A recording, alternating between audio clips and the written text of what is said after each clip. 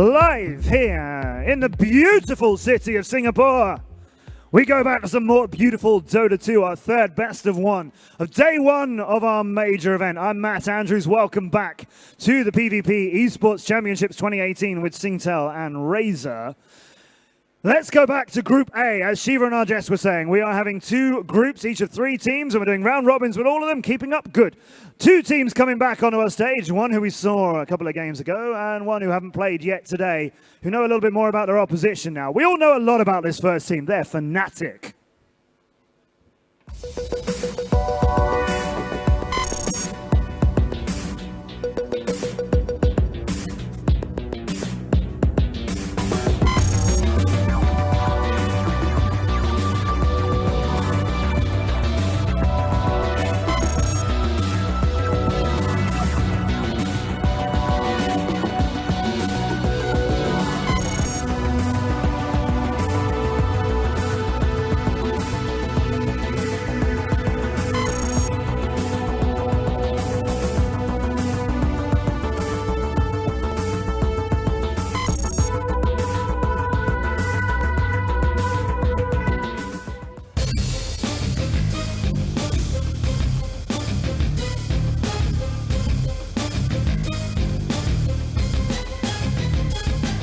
After their win in our first Dota 2 tournament here today, they're chasing the top of Group A.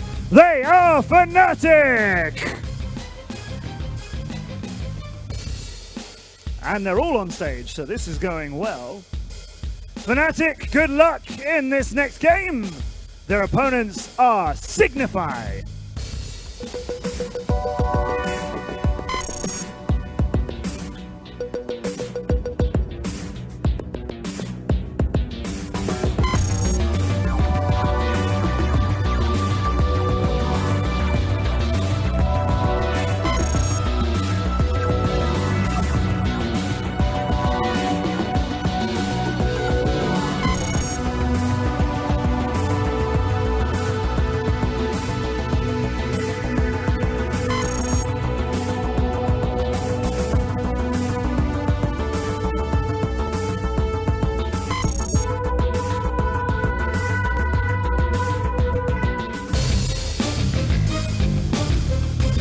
The winners of our national qualifier in India, please welcome Team Signify!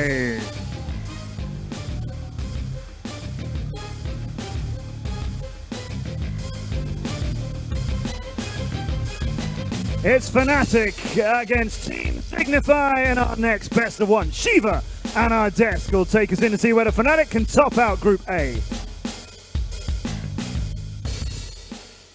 Indeed, I'm here with our refreshed panel. We have a full American panel. I'm not sure how that's going to go down, but I do know it's going to be an entertaining match. We're going to have Fnatic for the second time today, and they will go up against a Team Signify, who was, of course, yesterday the victor of the tiebreakers, and they are in Group A. We already have seen Fnatic do well. For Signify, it's the first time on stage, and my panel, Kyle, Cap, Grant, welcome to the panel. Hello. Hey. The energy is bouncing off the screen. I can feel it here. But let's talk about this matchup, because we have seen Fnatic do very well earlier today. And let's not beat around bush. Fnatic is definitely the favorite going in, Cap. Yes, this is there's going to be a lot of David versus Goliath scenarios. Yes. We already had one today with LGD.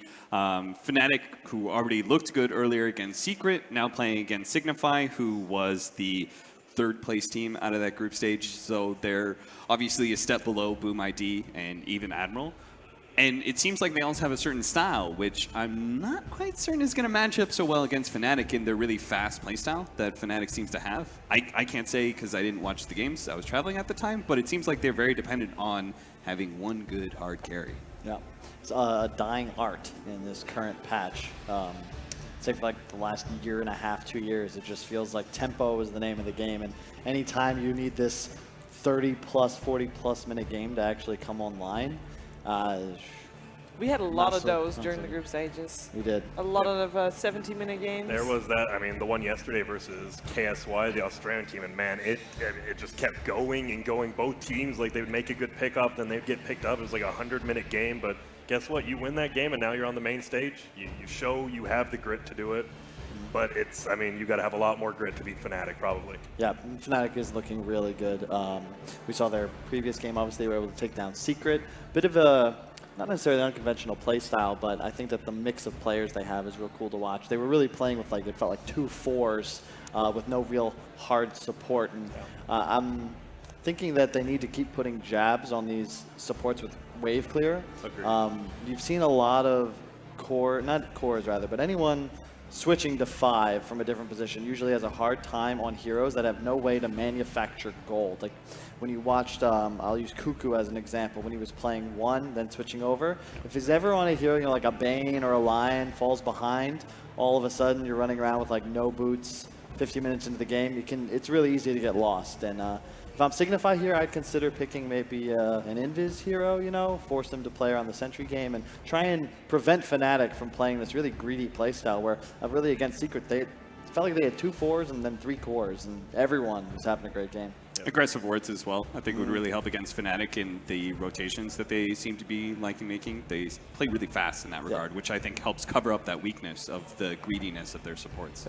Yeah, I think I definitely think you ban Winter Wyvern versus Fnatic. It's like the best 5 position you can get that is super greedy, but it has the wave clear. You can get farm, you get the glimmer, you get the blink, and all of a sudden you're solo killing level 25 by yourself at like level 8. And something else we've seen, you know, previous patches and really just, not even patches really, just the people have learned how the game can be played more optimally. And instead of defending towers nowadays, it's common to just see, you know, level 4, level 5 Wyvern just kind of hiding in the back of it, throws out a Splinter Blast, the creeps aggro, some of them die, and all of a sudden, even if there's 3 enemies there, you can't really poke the tower anymore, and if you dive, he just flies away. Or it creates an opportunity for your team to be able to TP in to defend. You know, it's like, it's one of those risky scenarios for the enemy team for sure. So. Yeah, we saw it even last game, right? Just always TP and you clear the creep wave, you TP in, maybe you smoke behind him. I mean, you see a lot of that. They definitely, Signify is going to definitely have to do something different. You can't just play him straight up, I don't think. Yep, I would agree. I think playing an Invis hero, like you said, making jabs have to buy, like all these sentries early game, do all that. Bully, jabs, and them. DJ. Yeah. Yeah, that seems to be the play. We saw earlier in the first game of the day that the MVPs of Fnatic were indeed DJ and Jab, so they had a great game. But we also saw that they came out with that 5th pick, Phantom Lancer, and there was just no answer to it. You cannot be getting surprised in a draft like this. I think that is step 1.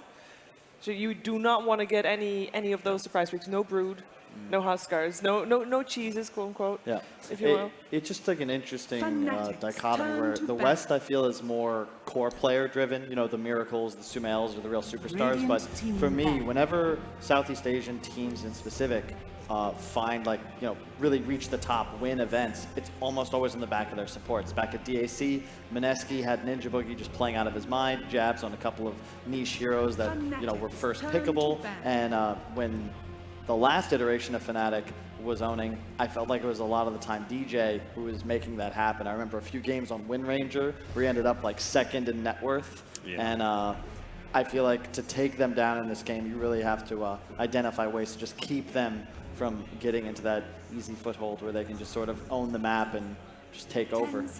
Respect being given to the Signify Dark Willow core that they played in their last game, the group stage. Yeah, as far as Fnatic goes, I mean, sure, they come in here as a favorite, but it's still quite scary going up against a team that you maybe barely know. So pushing them out of their comfort zone is a big plus for them to try and do that. That's what we saw last game, right? Boom ID, they take that Brood Mother, and all of a sudden, I mean, the game is pretty much even through 30 minutes. I mean, then they make one mistake, and you see the more experience come out, but smart play. I think in order for Signify's style to really work for them, because they pick so many of these like truly hard carries for Blizzard, they need like really active cores that also represent a lot of team fight opportunities. I think Tiny is probably one of the better cores right now to be able to do that. It's like one of the best cores that I feel, you know, really good about in the first pick, like the first 1-2. Yeah. I never feel bad about that hero. That's why Fnatic banned that out 2nd, Cap. Yeah. Probably. Thank you for reiterating my point, Kyle. No problem. Man, y'all are killing it up here. Yeah, just trying to make panels great again. Well, One step at a time. Fnatic has first pick. They take Earthshaker. Yeah. When they last banned the Silencer too, so it kind of just sets up. Hey, Here's the there it Wyvern. is. I'm a big fan of that here. Whenever Silencer's out of the pool specifically, I feel like you can almost always get away with the Wyvern, just because any hero, you know, you have so many utilities and fill gaps in a team. You have sustain, you have the ability to push people away from a tower, a BKB piercing, long disable with your ultimate. We saw in the previous game, Fnatic utilized this. Jeb's got a couple ults off that not only land a kill on the target, but then it's the +1, and this is an OG special opener right here. Spectre has been pretty much the only hard carry that most teams have been willing to pick up in the first 1-2, and Signify being no exception to that. The Desolate nerf, I thought, I've talked to a lot of carriers, they think it like some think it's completely fine, you can still do this, others think it like it's unplayable now. Yeah. It's super weird. Certain situations you farm a lot slower now, right? Yeah, I mean, we didn't really act surprised, but Brood first two. We saw it a few times in the group stage. It's not really new. I think the Abed Brood is incredible. I know Ice can play it as well if desired, but I think the Abed Brood, and we saw it last game, Dream Cell, like these Southeast Asian Brood players just seem to have like a complete understanding of the hero with the talent to really push the limits. Is it not scary to pick it second though? Like, is this not like basically putting all your cards on the table? It is, but I think when you're looking at playing up against Wyvern Spectre, it's just the perfect hero to get ahead, stay ahead. You take towers early, you push for a Roche, and you don't really ever want to go past 30 minutes, and especially since we're already discussing how Signify loves to play into that late game with a strong hard carry. In this game, of course, the Spectre. You don't want to let him get there, so just pick something that ensures that you'll have the tempo to close it out fast. And you'll just get like really strong team fighters for your other four. Broodmother takes over that mid lane, does enough economic damage that either you're going to have a Spectre who's the only hero that has farm on your team, or you're going to have an underfarmed Spectre and some other cores that are a little lackluster as well.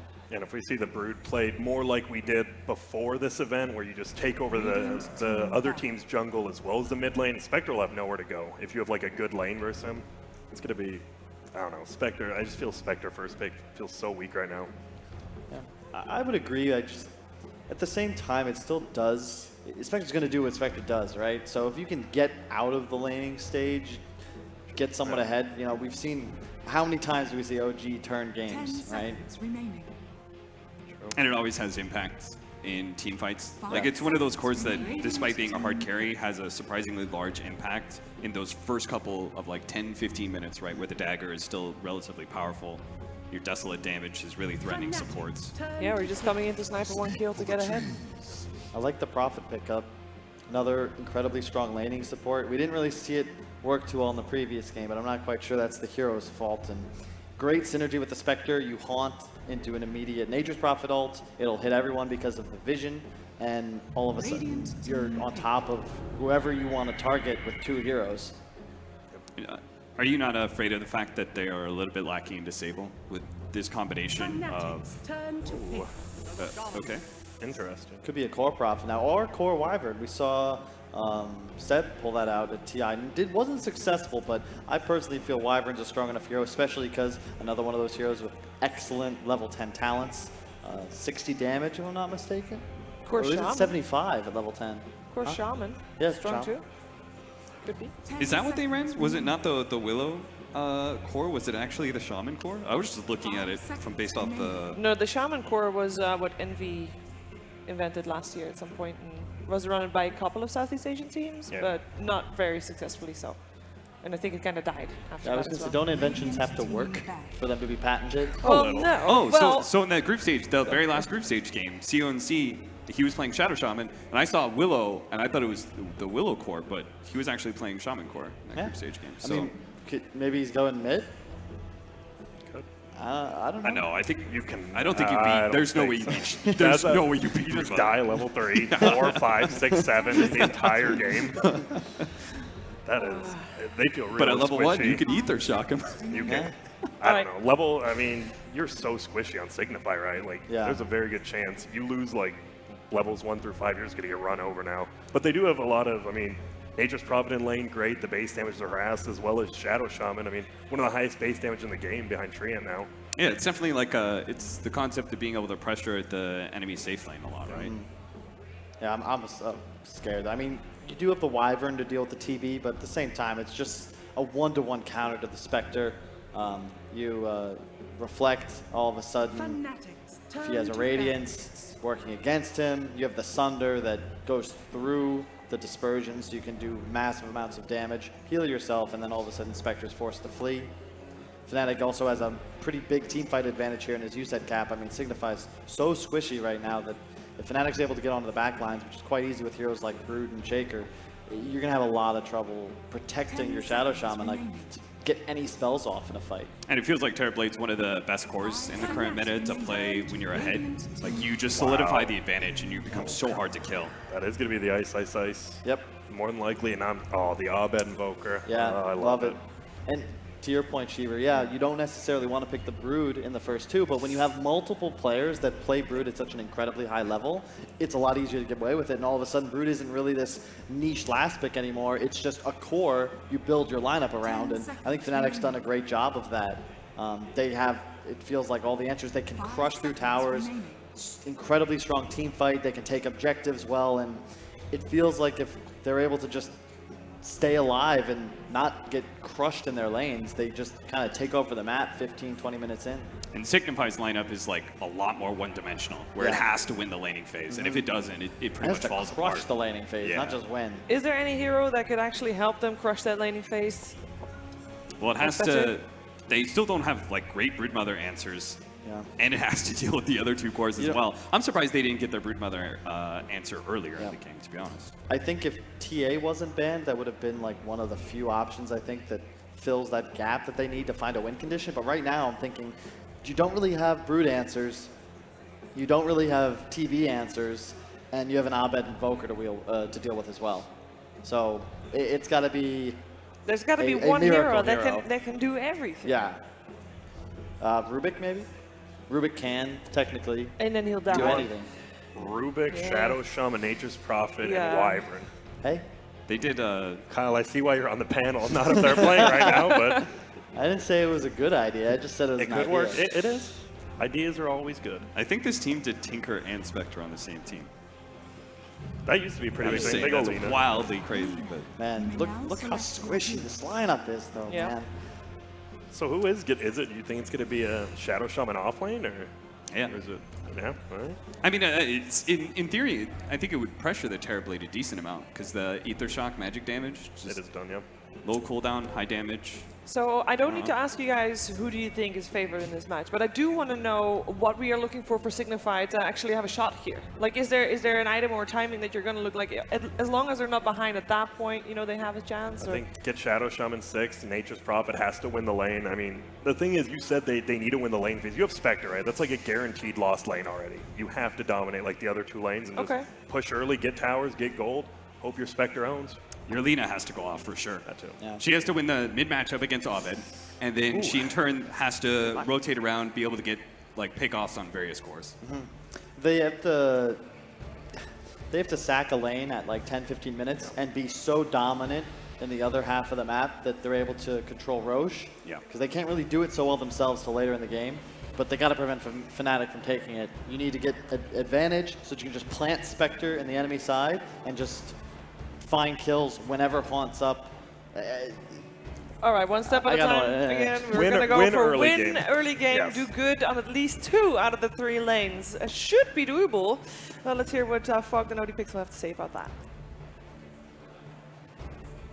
Thank you very much, Shiva. Yes, indeed. Looking forward to this one. Signify versus Fnatic. We're going to see what Signify's got hidden up their sleeves. We've seen them from the last few days. They did manage to get through for the round robin. And Fnatic, they were looking pretty hot this morning. They've got another very strong draft by the looks of it and from what we've heard from the panel. Would you sort of agree it's going to be a tough one for Signify? Yeah, I mean, the one thing is that I do look at Fnatic's draft, and it is a little bit greedy, right? They picked an Invoker. He takes a little bit of time to get online. Terrorblade can get okay, maybe he's going to do this to make so he's not going to take time to get online. He's going to go for maybe a Quas Wex build. We'll see before we jump to conclusions there. But it could, you look at the draft on Fnatic, it could have you know, they could have ways of being able to punish it. Earthshaker, Phoenix, these two heroes, they're not really the strongest laners. They don't contribute the craziest amount to if you have like heroes that are bullying you in your face in each of those lanes. And yeah, TB and Invoker, they want to get their farm. It's the Brood that's the one that's going to be the one that's that big space maker for them. And Signify, they really have to capitalize on trying to be able to punish these lanes and just come out with a huge advantage after that first 5-10 minutes. And I agree with what Kyle was saying. It's like, once it gets to that 10-15 minute mark, they have to abandon a lane. You know, the Broodmother lane, more than likely. They got to get away from that. I guess the dead lane, whatever you want to call it, and that bottom lane success where the Brood's going to be. They have to be able to make plays up top and get kills with every single haunt and get towers with every single Shadow Shaman ulti usage. I mean, you're sort of looking at the drafts. How well does this lineup deal with a hero like the Broodmother? Like, is there sort of ways to cope with it if it does start to get out of control? No, not really. So your best bet, what, you've got the Lina, obviously, nice bit of AoE burst and such, but at the same time, if that Brood is able to maneuver around the initial 2 spells again on top of the Lina, the Lina just dies, right? She falls over. Well, all of them, right? I mean, that's what Kyle was talking about non-stop. It just, this is such a squishy draft. Like Nature's Prophet, Shaman, like, essentially you can look at it. I mean, it's not 4 supports because we see Lina mid a lot more, but you can look and you're like, it could look like that if they're able to just get on top of those heroes. It's like the Spectre has to be that tanky frontliner. Yeah, and that's going to take a little bit of time for the Spectre to come online and sort of get to that stage. At least we get, you know what? We got the Invoker, though, and starting with the Quas, which is cool. Maybe we could see that we're seeing the variety build, right? The 4-4 build or the 3-4 build into the Exort afterwards, right? We've seen that a couple times, at least at TI. We saw OG, I think OG did it like once or two. I know Thompson is one of the exceptions. He loves his Quas to X, but we saw a couple players do that. And what's sort of the benefit? It's just the fact that you've got sort of that mid-game fight potential, but also you're not too vulnerable in the lane. Well, your laning doesn't. It's a Quaswex is weird. Your laning isn't that much stronger. Your damage is weaker, but you can secure with your tornadoes. Yeah, and you're the you've playmaker. Got ways to get out if you've got ways to catch up. Rotations. Yeah. You're always going to be able to, like, you move to the other side of the map, you can just get kills nonstop. And the Exort Invoker, you want to just be sitting in your lane, your team makes the moves around the map, jungle. And you Sunstrike. Exactly. But either way, that as you say, that's going to be not as beneficial as the flexibility offered with this other way to play. And as we can see with the runes. DJ going to secure. Oh, is that? So 3 for 1, I believe. I think that was all 4. Oh, it was all 4, you're right. He got all 4 there, Fnatic. Ouch. It's always a juicy start, grabbing every single bounty rune. Signify unable to get their hands. Jabs just walked up to it, huh?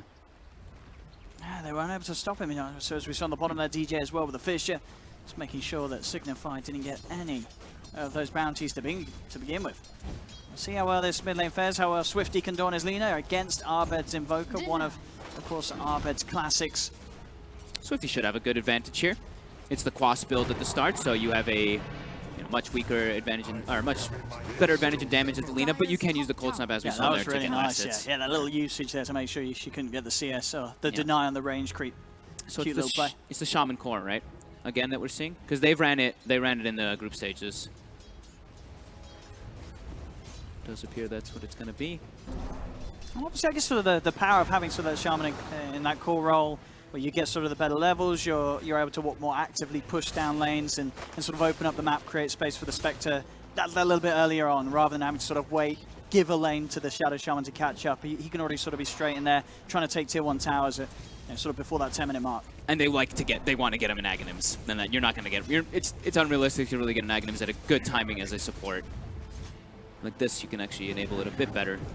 Because I'm trying to, I'm like 90% sure it was them. A game that they were like 12 to 15K behind, and then I just see the Shadow Shaman go and take a Rax. I think they lost the game anyway, but they were still doing that split push with the Nature's Prophet plus Shadow Shaman.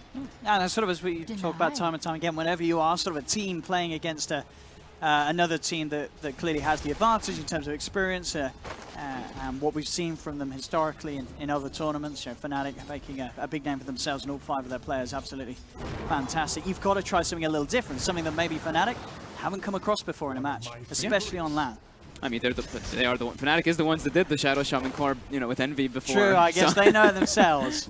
They didn't have too much success with. I'm trying to think about when they did do that. Did they? Dream League, remember? Did right? they win the games with it? No. It was that one, and it was like the Lone Druid Shadow Shaman, right? That Envy was doing. They were winning with Lone Druid, but the Shaman core, I believe so. They won with DJ on the Shaman a bunch of times. Yes, oh, of course, yeah, But look at this, the laning phase. This is what we were talking about. Look at this CS, yeah, Signify, all 3 cores.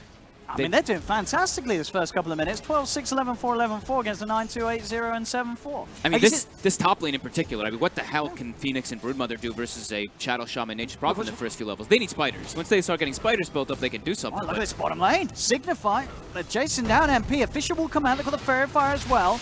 He'll be able to turn, but Blizzard, he's ready to chase. He doesn't commit for that. He has to back off. He's a little scared. They were ready to sort of TP in, but Signify, they didn't want to chase down MP too far underneath the towers, it seemed, as Blizzard did sort of pull back. But nonetheless, yeah, every single lane looking very, very, very, very good for Signify.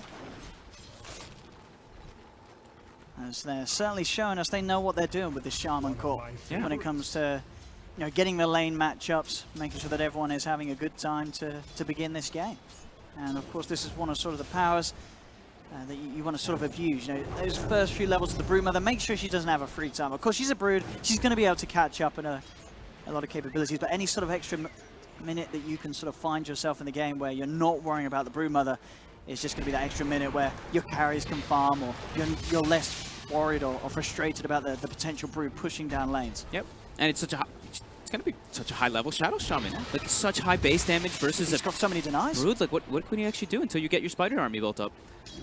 So great approach already. Laning phase from Signify. Of course, this bottom lane, as we've seen time and time again, any sort of game where a Spectre is allowed to get confirmed, the start's going to be pretty damn nice for the team. They tried for MP. The Fisher, he is going to TP out and will make it. There's no further ways to cancel it, but good shot there. Going in as the Nature Pro, he nearly gets that kill. Top now, that's where the Brood will catch up though. Spiders are starting to build up. The levels are the most important thing. Yep. And that's where we could see Shadow Shaman start to get bullied away. Yeah, especially on his own. If he gets left alone, when you see, as we just saw there, the Prophet trying to make these movements around the map, he's going to have a bit of a rough time. Mid lane DJ coming over to join forces with Arbed, see if there was an opportunity to make a bit of a go onto the Lina. Yeah, they could look for kill threat here for sure, with the damage coming in now at your level 5 with Invoker. Quick sort of Fisher, once you got Cold Snap, EMP, could do the job. Swifty playing pretty careful. I'm going to see on the runes as bottom. I'll be able to grab a couple here for Fnatic, and Signify should be able to and will be able to claim the two top runes there. So 5 minutes, 0-0. All right. Not bad at all here, Crowley.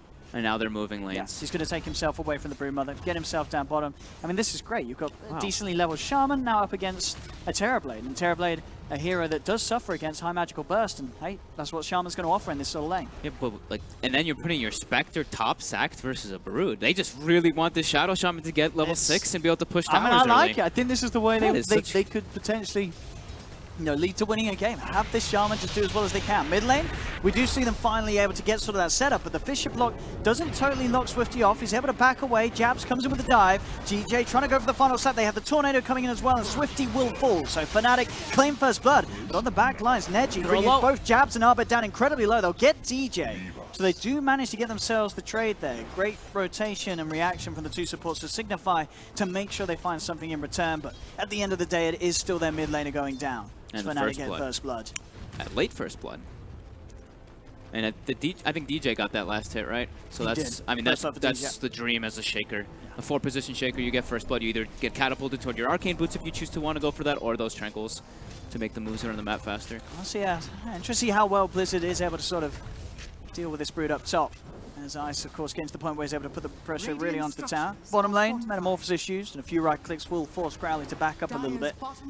Especially with DJ there as well. He's got to be careful. Top lane, Blizzard. Doing a lot of work there on Ice. As bottom, Crowley getting wrapped around upon, but he's got the Hex. The Sprout as well for no chance. Does hold back DJ, but he still finds the Fisher onto the Shaman. Crowley will fall. No chance. Trying to get Jabs in return. Is that enough for the Arctic Burn? It will be, so they do find the trade. Again, Fnatic, they're not done yet. They're looking for more. They'll find Neji. As no chance has to retreat. So again, Fnatic are able to sort of make these favorable kill trades, taking down the cores, only losing their support each time for this. And now starting to get a little bit of a lead. 1k advantage for Fnatic. Their 3 cores are now leading ahead. Getting MP involved in some kills. And even though it was this Shadow Shaman who had that great time top, you know, as soon as they swapped the lanes, dies, still not quite level 6. The Spectre and Lina are 6 though, if they can make moves around the map, but their Shadow Shaman has definitely been slowed down, and that's the one I feel like they wanted to get level 6 first with the way that they prioritize the movements of the lanes. Yeah. They really want to be able to pressure the tier 1s early on so they can get space for the Spectre. Absolutely, because as we said, you know, you certainly weren't making that move to put the Spectre in a nicer place. You're making that move to get the Shaman in a more favorable position, but Fnatic reading the movements and making sure that they can ensure that Signify do not find that sort of fantastic opening with the Shamaners again. DJ looking to set up down bottom, jab straight in with the dive, as MP is on top of them, the Sprout comes out. There's no chance, tries to buy space for Crowley to survive, but it is not going to be enough. He'll hex the Terrorblade, but still Fnatic are able to move down and take another life away from the Shaman. I feel like I'm seeing the same rotations coming out from Fnatic this game as we did the game prior today, right? Both the supports are always in position to make the rotations at the same time rather than one doing it by himself over and over again. Like mid, they both showed up to try to go for that kill. It ended up getting them at bottom, same thing. Brief little bit of Carlay, but up top, how we sort of had the farm going for the Brood. Still very, very much up there. Just behind Arbed, the two of them now got setting the levels. ahead. It's just a level 7 now too on the Brood. So max spin web, level 3 Spiderlings.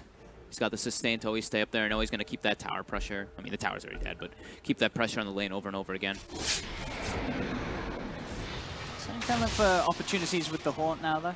Level 7, with the 3 points in the dagger as well as the dispersion, so he can afford to lane as strongly as he can against ISO, so especially with the double stout on the Spectre. I feel like it's going to be pretty hard for Signify to set up kills besides using Haunt every single time, right? Profit. One on lane, they do get the trade. Quick zap from Crowley.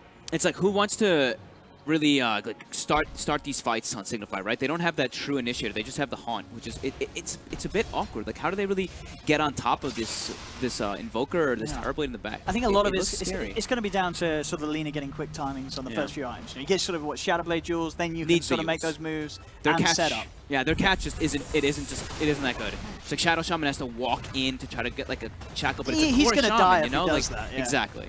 So bottom lane, wards are down, and they look to take their first tier 1 tower. They do get their Hex onto DJ to get sprouted up, so they'll get a kill onto the Shaker. They will find the tower, but Crowley, he'll pay off his life. As Arbed comes in with the Tornado, MP trying to chase down, no chance in the river. Arbed, has he got anything else to throw out onto him? Doesn't look like he does, and Neji's there on the high ground with the Arctic Burn to keep Arbed at bay. So they get the tower, they're getting the objective, but it is costing them lives. Spectre's getting farmed, though.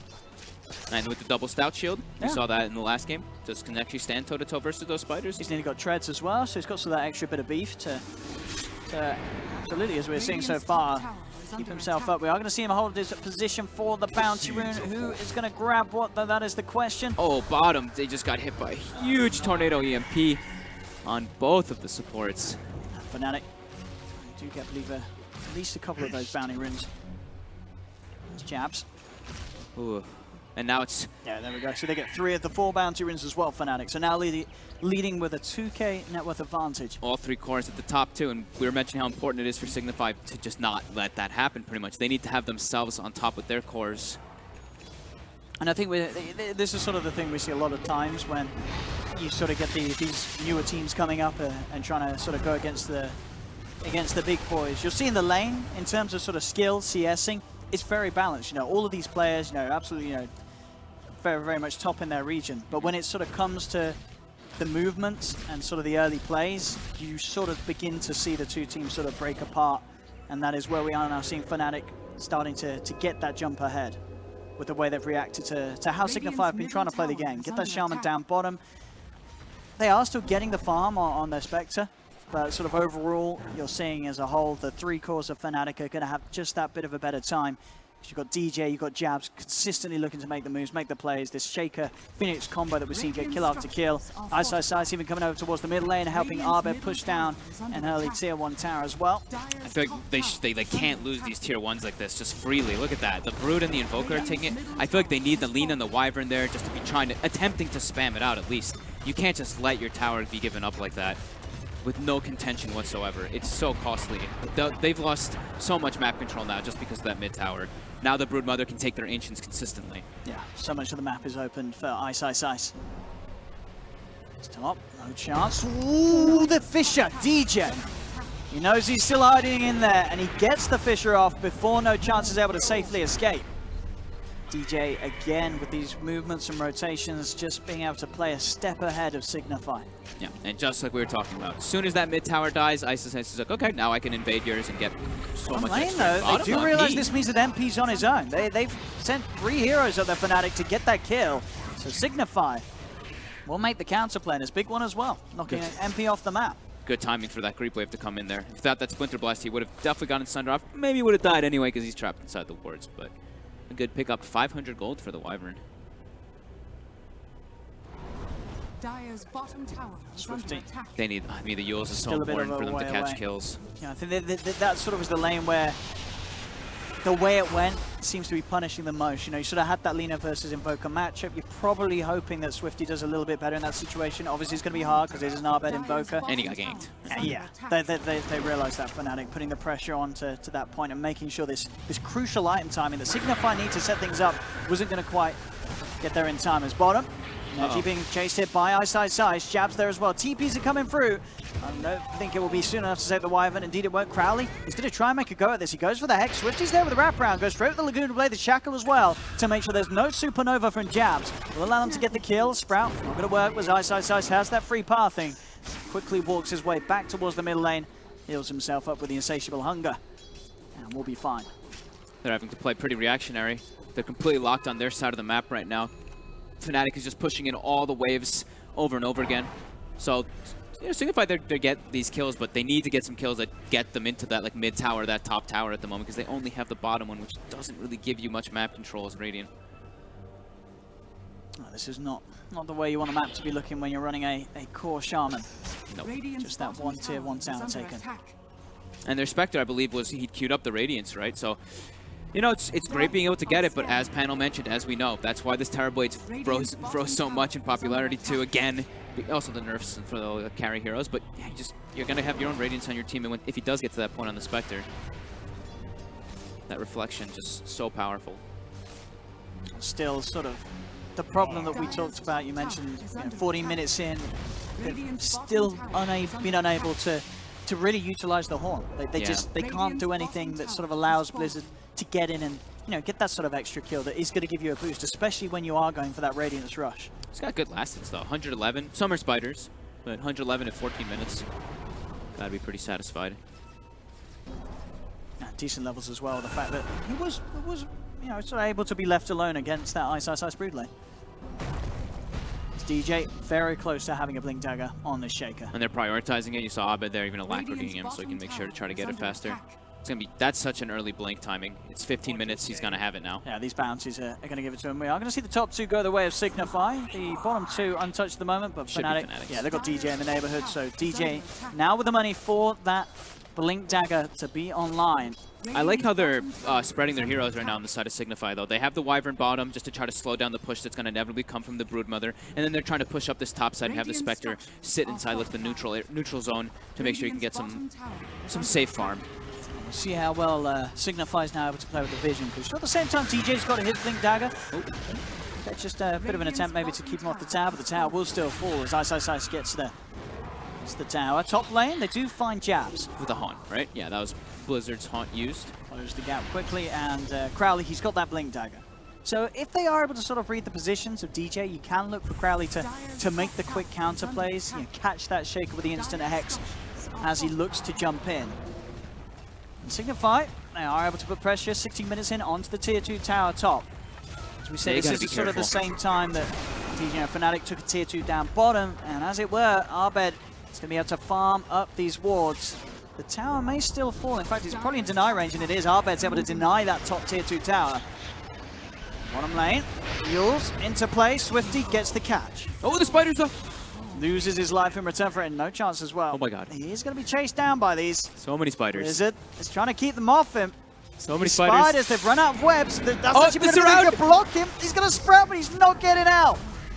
Oh, the end of the webs there, almost sort of favoring Ice as it split the spiders up as they lost their phase pathing and allowed them to get the free block. And the aggressive tip there as well from Ice straight away as a profit. That was so spooky. You just see it looks like maybe 5 spiders, and then boom, it's like 40 of them. Yeah, that's my nightmare. I'm a fan of those. 4K lead, 12-8 for Fnatic. Radiance time is going to be pretty decent, but yeah, like he's getting to the relic. It can hurt. It can hurt yourself as well. Can. Quite a bit. And they don't really have tanky heroes, as we keep mentioning on the side of Signify. And they echo solo. He wants the kill. Oh, the catapult last hits it. So I think he wanted to give it, because you want to give it to the Sunstrike. Yeah, you want to give Arbed that boost. Catapult, to make sure he gets that global XP, but yeah, come on, didn't happen. Oh, Carty was in for the kill. There's no chance. Straight for the 4-staff next. He's being hunted though. And still at the point of the game where immediate TP will save you. A few more levels and a few more items though, and that is not going to be the case. As Ice gets bigger and bigger. If Ice had Hunger maybe there he would have been able to have him, but he did use it earlier. MP has been given so much space on the map to farm. This Tower Blade just farming jungle. He's like, okay, we've got all the lanes pushing in constantly. I can pretty much do whatever the hell I want to farm. Yeah. Just give myself the best possible farm. Top Crowley. He's been found by Arbed. TP will come in from no chance of Swifty. They've got the Yule set up onto the Invoker. They've lost the Shaman. They'll get themselves Arbed in return. Good trade for Signify, being behind. Still able to make sure they can get that even. Switch off and get the kill onto Invoker. Slow Arbed down a little bit. Gotta find a way to get these lanes pushed out though. They're having real big problems turning this into more. I mean, they did get at least the top hole side with their previous push, but they want to be able to try to make themselves have some more playmaking abilities rather than all the reactionary every single time versus Fnatic, because they have just so much more map control. As we can see, Ice has made this entire jungle his own over the Radiant side. It's all Fnatic's at the moment. Yep. So much of the map being cleaned up by the Spider, keeping that lead overall in not just net worth but experience as well. They're trying to get aggressive wards down, but Fnatic is already prepared. There are sentries everywhere in their jungle, already pretty much covering all of the ward spots, actually. I think it's going to get instantly dewarded pretty much. They've already got the sentry down inside of Fnatic's jungle prepared. Arbed, of course, going straight for that Aghanims now. He's got that core phase Spirit Vessel to begin with, and he's very close. Just 1,000 gold away from having the full Aghanims on Invoker. Sort of when it comes down to the team fights, they're going to be very hard for Signify to take. A lot of pressure really on the Winter's Curse to not really set much up in terms of sort of a 5v5 fight coming from Signify. If anything, just relying on the Winter's Curse to allow them the space to back off and get away and make sure they can sort of split Fnatic up across the map and try and find those pickoffs without having to worry about the threat of going head-to-head with them as a full 5-man. They're just having trouble getting information, right? They tried to get these wards down, but everything is just getting dewarded. There are so many sentries. Jabs is literally just buying sentry after sentry after sentry on this Phoenix. Top Neji and Swifty just terrified. They're hiding. They will reveal themselves there with the Dragon Slave onto MP, as MP will back off. Does only have DJ by his side. He's getting so farmed on this Tower Blade though. All the space in the world. Pretty much has the man to finish if he wants to go for it. We are starting to really feel sort of the weakness of having the core Shaman, as Crowley does continue to fall off. But they do have this Spectre to sort of pick up where the Shaman drops off in a sense. As Blizzard does nearly have that Radiance. But as you say, with sort of the pace that MP's farming, he's going to need sort of that extra item on top of it before he really has any sort of threat in these fights. It's like Radiance will do decent damage, but his health pool is, he's not going to be able to do the dispersion and everything that you want your Spectre to do. And the blink DJ! Very nice dodge there. Getting himself away from the Echo. As DJ will catch neither of them. This is a good timing for them. There's no Echo Slam. They've got Radiance. They've got Haunt. They've got everything available for them. if they can get some information, if they can see Arbed. something, they can try to set up for something. But yeah, You've got still Ice hard. with his BKB now on the Broodmother. Yeah. So in these fights, he does not care about the Spectre whatsoever. He can just run straight for the squishies. And talking about the squishy ones, Crowley is found out, and Arbed will pick up the kill with the Sunstrike. Same time in mid, though. There's the Horn. Good Blizzard play. gets in, gets good money, as he's able to take down Arbed in return. Heard a curse. And was used here to hold back Ice. Ice still trying to chase. There will be the Sunder. Swifty getting low. Tries for the TP out. In fact, they both do, but DJ with the Fisher holds both of them back. Swifty will fall. Supernova ticking, no chance down low. They dive forward. They've got the vision. There's no chance. Taunts himself to the grave. 4 dead on Signify. Yeah, they didn't need the Echo Slam. They just got the good positioning. They had to commit so much to try to kill Abed. The rest of Fnatic able to come over and clean up. And I like this as well from MP. He got the Asher, instead of finishing the Manta, gets the BKB straight up. He knows at this point, Radiance is online. If he has a BKB on this Terrorblade, he's pretty much unkillable in these team fights. There is very little that Signify can do to stop MP from getting off those Sunders with that BKB online. As Roche goes the way of Fnatic. Ice claims the Aegis at 22 minutes in. A 10k gold lead now stands there for Fnatic. Whew. So that was, yeah, Signify making the aggressive move when they know Echo Slam is down, with their Radiance pickup, with their Spectre Haunt, and they still aren't able to benefit too much off of it at all. Let's see if they can make anything happen with the smoke. Just get that deeper vision with the information. They know that Swifty's there on the high ground. I feel like Lina has to just be playing just so much more about the kills, right? I see Lina, she's 2-3-2, but 180 last hits. I feel like in this game in particular, you have to be trying to run around just looking for these pickoffs. I mean, now it's the time with the Shadow Blade where it becomes a lot easier, but... Yeah, might find jabs. The jabs hit him, but as you can see, that Fnatic, they do have that high ground ward. The Hex will come through, but Crowley, he's been found. DJ gives him the slap with the Enchant Totem.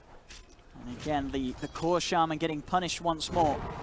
Swifty doing his best to skip the creep wave and make sure the Fnatic can't get much more done off the back of that kill. Radiant's top tower is under They'll attack. desperately try and shove that top lane around, but still a couple of creeps got through. Ice is onto the tower, mid lane Arbed finds himself no chance. Who will go for the TP out? If they got anything to cancel it, they don't, so the Nature's Prophet will escape.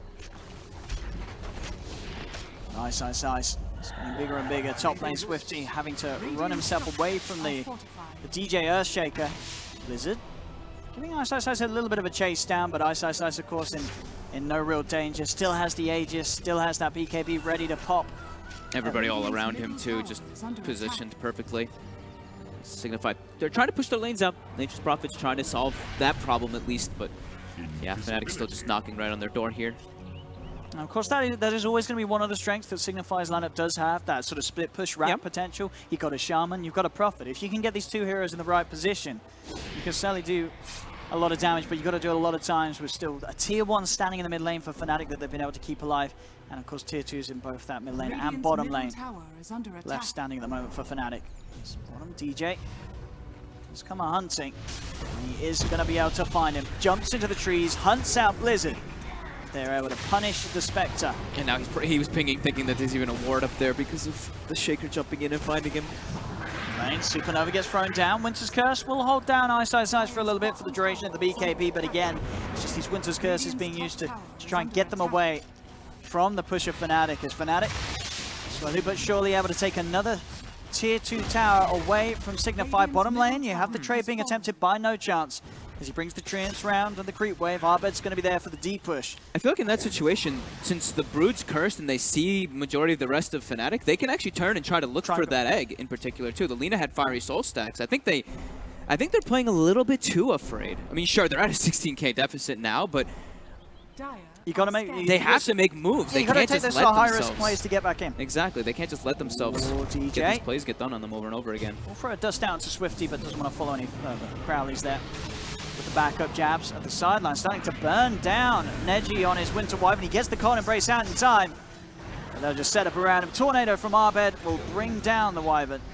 The rest of Signify getting themselves back to base, and still in that bottom lane. They have No Chance, desperately looking for the tier 2 towers. He's going to TP across, clear out some of these camps on Fnatic's half of the jungle, but Fnatic, they don't really care about their half of the map as they're getting close to getting inside Signify's base. Yeah, they've got meta available. They've got all their BKBs. They've still got everything ready. Dire's middle tower is Swifty, under he attack. sets something up. He gets the light strike. Laguna as well. Do they have the damage? got They do. They're able to burst down MP. Can they get anything else though? Fisher comes out. Ice with the BKB, looking towards Crowley. Crowley forced away, but Ice chases him down with the BKB, cuts down the Shaman, and now turns towards Swifty. Swifty heals himself up, dodging a little bit of the damage, but the Meteor comes down and gets the Lina kill. Crowley will buy back. Blizzard's still alive. Can he escape? Fisher's there for DJ. Ice has got the damage as the Spider claims a triple kill. And Abed's gonna live. Here's the heal as well from Jabs.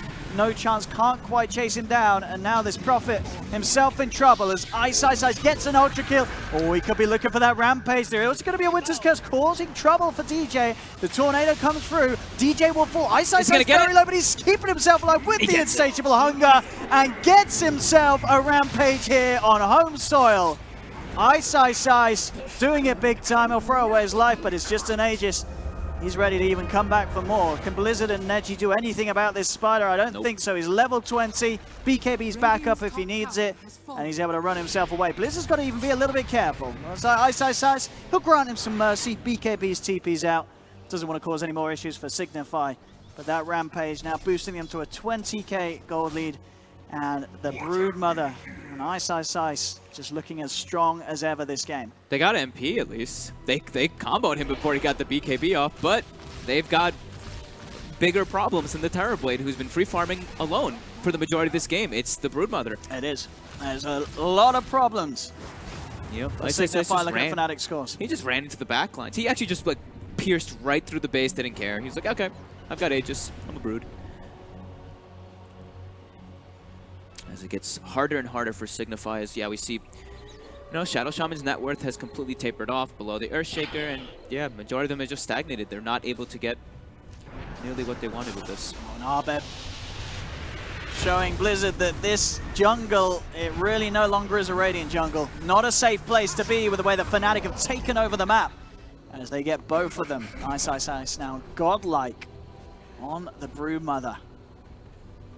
A pick that came in, and as we're seeing the rest of the draft remaining, Signify unable to sort of come up with a counter. But even at the end of the day, it's an Ice Brood. No matter sort of what you draft, he's going to find a way to play his Spider, and that's why we are seeing in many games this hero just being banned out straight up. If you do let the opponent have a chance to play it, you're going to be in for a rough one. Especially a team like Fnatic, where they played in multiple roles. Could have been mid. They just did the quick switch in this game. There's no buyback available for Blizzard. The mid rack's getting ripped apart by MP and his Terrorblade. Top lane Ice. The Spiders to do the work. The rack's nearly gone. Abed comes across, and there will be 2 melee racks and a range racks as well in that middle lane, taken away from Signify. 30 seconds before they have that Spectre back in the game. As at the moment, he's just going to be able to sit on the sidelines, Blizzard, and watch his base get taken down by Fnatic. There's another lane in trouble. It's a last fight for Signify. As soon as Spectre's up, they got to try to make something happen. They do manage to get the Hex off onto Ice. They drop the wards down, but they don't have a further stun to hold Ice near the wards. Abed gets the kill onto Neji, buying back immediately on this Winter Wyvern. Can they get a good curse combo? No. Look how Fnatic split up right now. They're all just distance, making sure they can't get cursed into some Lina Light Strike Array combo.